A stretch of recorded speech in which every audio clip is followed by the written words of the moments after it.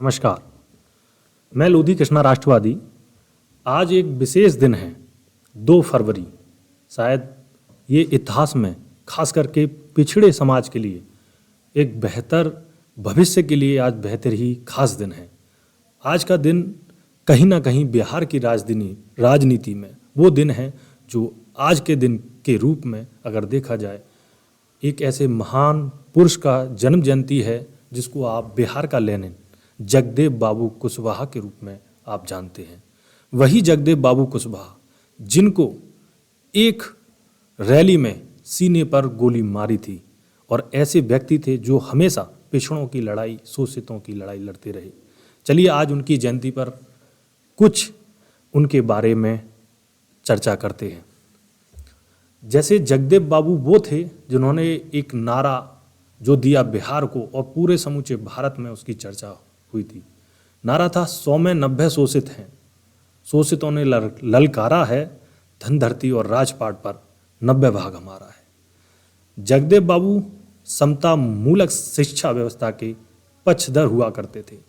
जगदेव बाबू वो थे जो एक समान शिक्षा और अनिवार्य शिक्षा के पैरोकार थे। जगदेव बाबू क्रांतिकारी और ओजस्वी विचारों के प्रखर पत्रकार थे। भारत में सामाजिक, सांस्कृतिक और क्रांति के जनक थे जगदेव बाबू कुशवाहा, जिनको बिहार की राजनीति में कहीं ना कहीं देखा जाए तो बिहार की राजनीति की बात करें तो कर्पूरी ठाकुर और जगदेव बाबू वे व्यक्ति हैं जिनको कभी पिछड़ा समाज, शोषित दलित पिछड़ा समाज कभी नहीं भुला सकता। चलिए उनके बारे में आगे बढ़ते हैं। बिहार लेनिन श्री जगदेव बाबू कुशवाहा वंचित और शोषित समाज के मनुवादी और सामंती रवैये के इस दौर में उनका यह नारा और भी प्रासंगिक हो गया। 100 में 90 शोषित हैं और शोषितों ने ललकारा है और धन धरती और राजपाट पर 90 भाग हमारा है। 10 का शासन 90 पर नहीं चलेगा, नहीं चलेगा। उन्होंने कहा था, बड़ा फेमस एक डायलॉग था कि पहली पीढ़ी गोली खाएगी, दूसरी पीढ़ी जेल जाएगी और तीसरी पीढ़ी राज करेगी। शोषित समाज के अधिकारों, सामाजिक समता की लड़ाई लड़ने व वंचित वर्गों में उनके आंदोलनों के गति पकड़ने के कारण सामंतवादी ताकतों ने उन्हें गोली मारकर उनकी हत्या कर दी थी। चलिए आगे चलते हैं। उनका राष्ट्रपति का बेटा हो या मजदूर की संतान, सबको शिक्षा एक समान का नारा देने वाले तथा शोषितों, वंचितों, पिछड़े दलितों और उपेक्षितों के उत्थान के लिए संघर्ष करते हुए अपनी प्राणों की आहुति देने वाले बिहार लेनिन अमर शहीद बाबू जगदेव प्रसाद जी की देश के खातिर अपने आप को बलिदान कर दिया। महात्मा ज्योतिबा फूले, पेरियार रामास्वामी नायकर, बाबा साहब अम्बेडकर और मानवतावादी महामना अर्जक संघ के रामस्वरूप वर्मा के विचारों को कार्य रूप देने वाले अमर शहीद जगदेव प्रसाद कुशवाहा जी का जन्म 2 फरवरी 1922 को महात्मा बुद्ध की ज्ञान स्थली बोधगया के समीप कुर्था प्रखंड के कुरहारी ग्राम में अत्यंत निर्धन परिवार में हुआ था। साथियों, जो आपको हमने नाम गिनाए, महात्मा ज्योतिबा फूले, पेरियार रामास्वामी नायकर और बाबा साहब अम्बेडकर, ये वे लोग हैं जिन्होंने कहीं ना कहीं शोषित और पिछड़ों को कहीं ना कहीं देश की भागीदारी में या देश में भागीदारी के लिए आगे कैसे लाया जाए, वो व्यक्ति हैं जिनको आज देश को जानना और समझना चाहिए, जिनका आज इतिहास हमें जो प्राथमिक जो शिक्षा है उसमें पढ़ने और सुनने को नहीं मिलता, जिससे पिछड़ा और जो दलित समाज के जो बच्चे हैं वो उसको नहीं जान पाते। चलिए आगे चलते हैं। इनके पिता का प्रयाग नारायण कुशवाहा पास के प्राथमिक विद्यालय में एक शिक्षक थे तथा माता रासकली अनपढ़ एवं धार्मिक विचारों से ओतप्रोत थी।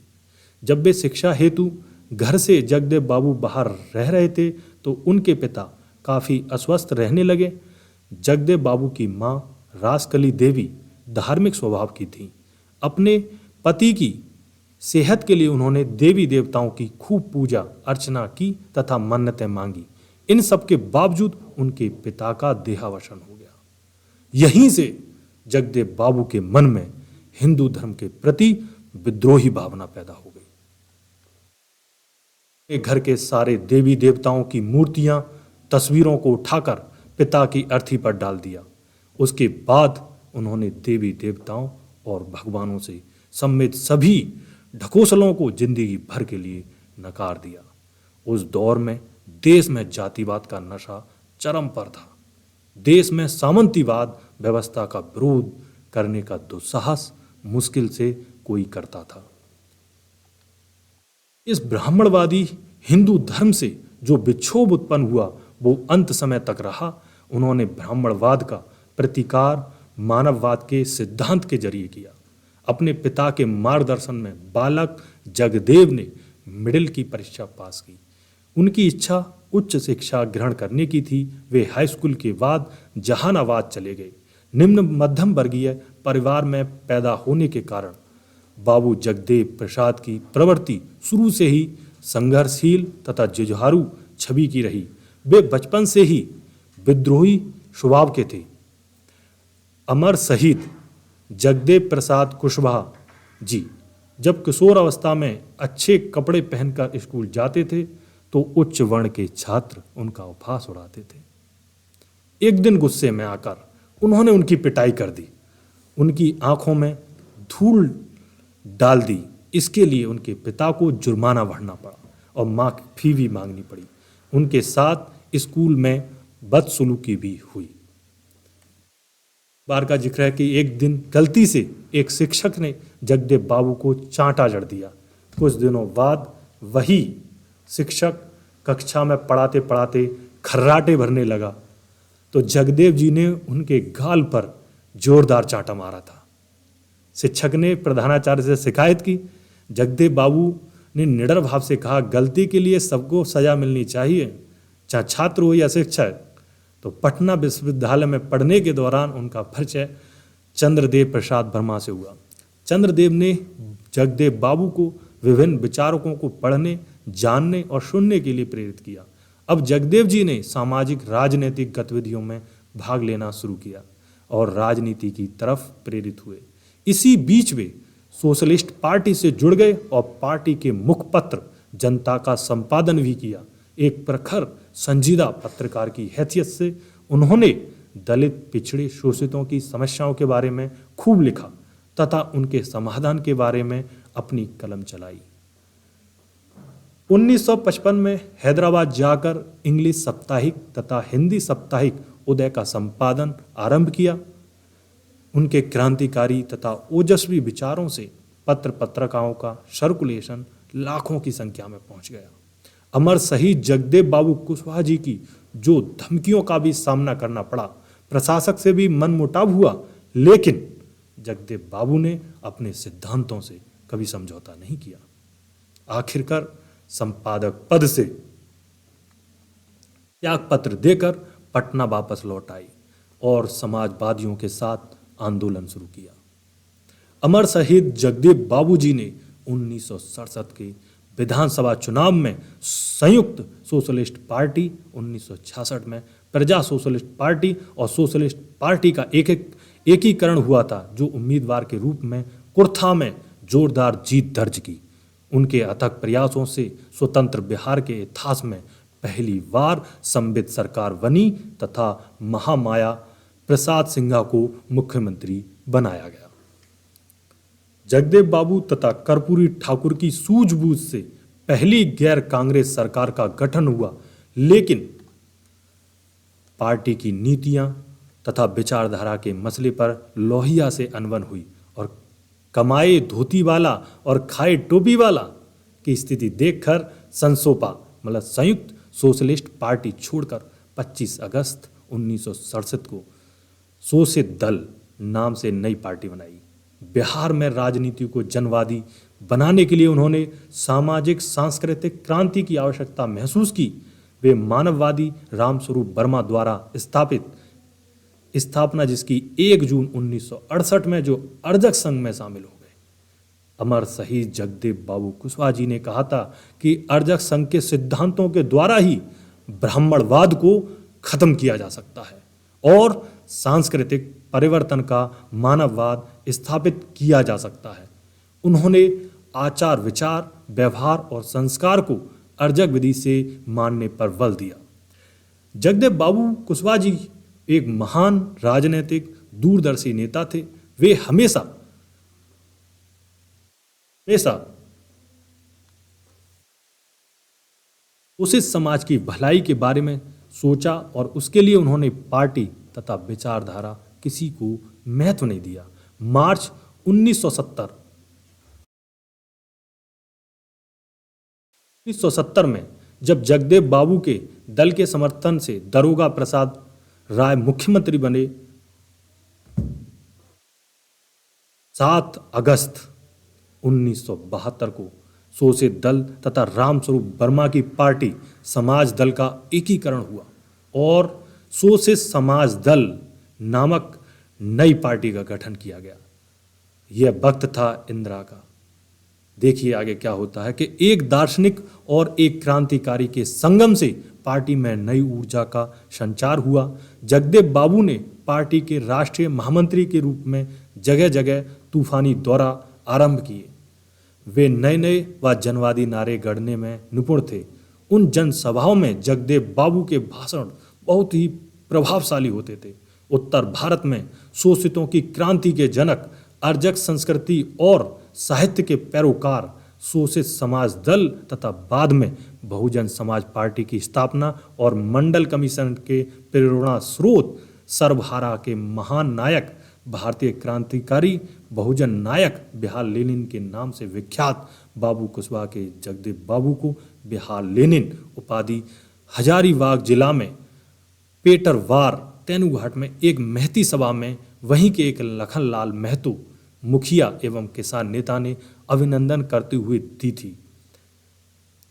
शिक्षा को लेकर बाबूजी विचार समता मूलक शिक्षा व्यवस्था के पक्ष में थे। जगदेव बाबू एक समान तथा अनिवार्य शिक्षा के पैरोकार थे तथा शिक्षा को केंद्रीय सूची का विषय बनाने के पक्षधर थे। वे कहते थे, चपरासी हो या राष्ट्रपति की संतान, सबको शिक्षा एक समान।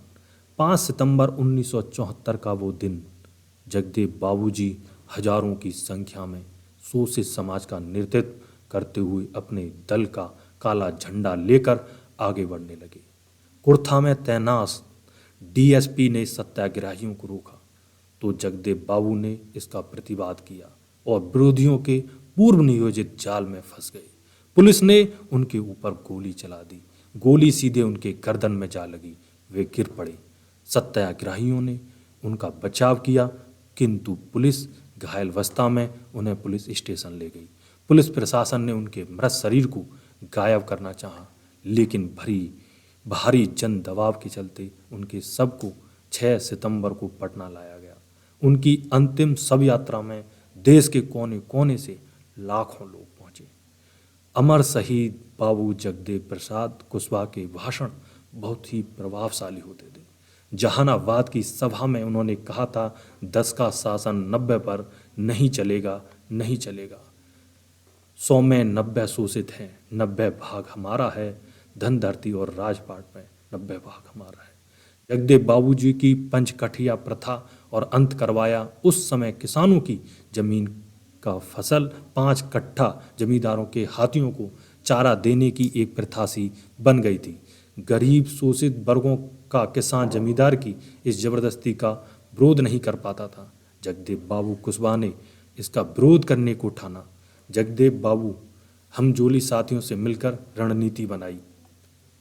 जब महावत हाथी को लेकर फसल चराने आया तो पहले उससे मना किया गया। जब महावत नहीं माना तब जगदेव बाबू ने अपने साथियों के साथ महावत की पिटाई कर दी और आगे से न आने की चेतावनी भी दी।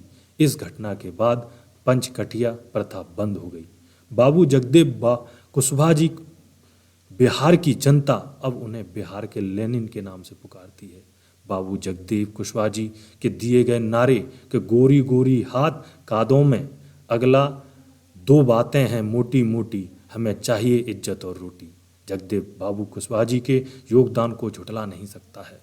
बहुजन समाज आज भी उन्हें ऐसी मुक्तिदाता के रूप में याद करते हैं जो शोषित समाज के आत्मसम्मान तथा हित के लिए अंतिम सांस तक लड़ते रहे।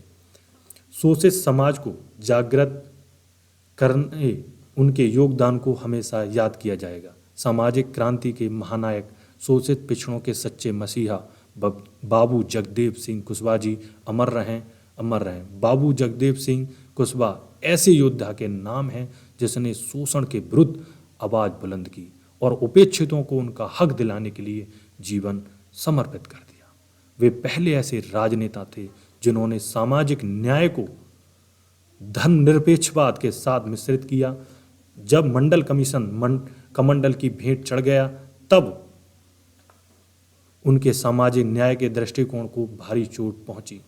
आज सबसे ज़्यादा पिछड़े वर्ग को लोग पूजा पाठ करते हैं, मंदिर खुद बनवाते हैं, लेकिन पुजारी उच्च वर्ग से होता है। पुजारी पद का कोई सामाजिक तथा लैंगिक प्रजातंत्रीकरण नहीं है। इसमें शोषण तो शोषित समाज का ही होता है, अर्थात धर्म का व्यापार कई करोड़ों का है और ये खास वर्ण के लोगों की दीर्घकालिक और आरक्षित राजनीति है।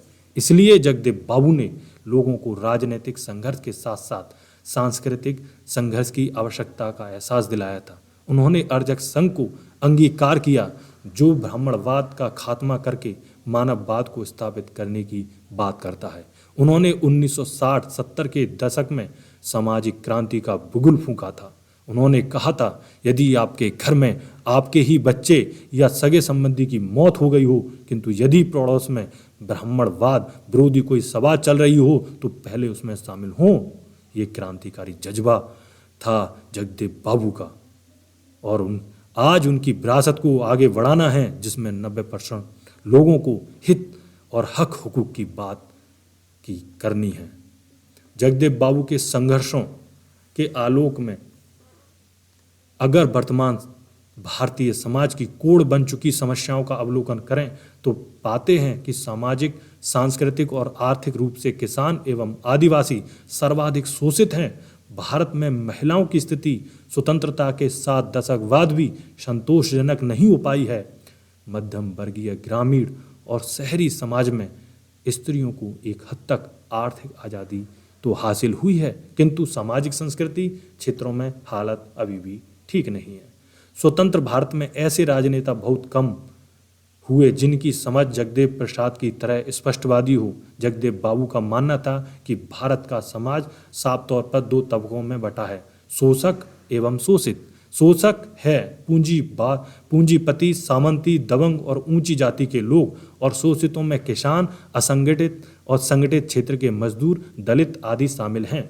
जगदेव प्रसाद ने सामाजिक न्याय को परिभाषित करते हुए कहा था, 10% शोषकों के जुल्म से छुटकारा दिलाकर 90% शोषितों को नौकरशाही और जमीनी दौलत पर अधिकार दिलाना ही सामाजिक न्याय है।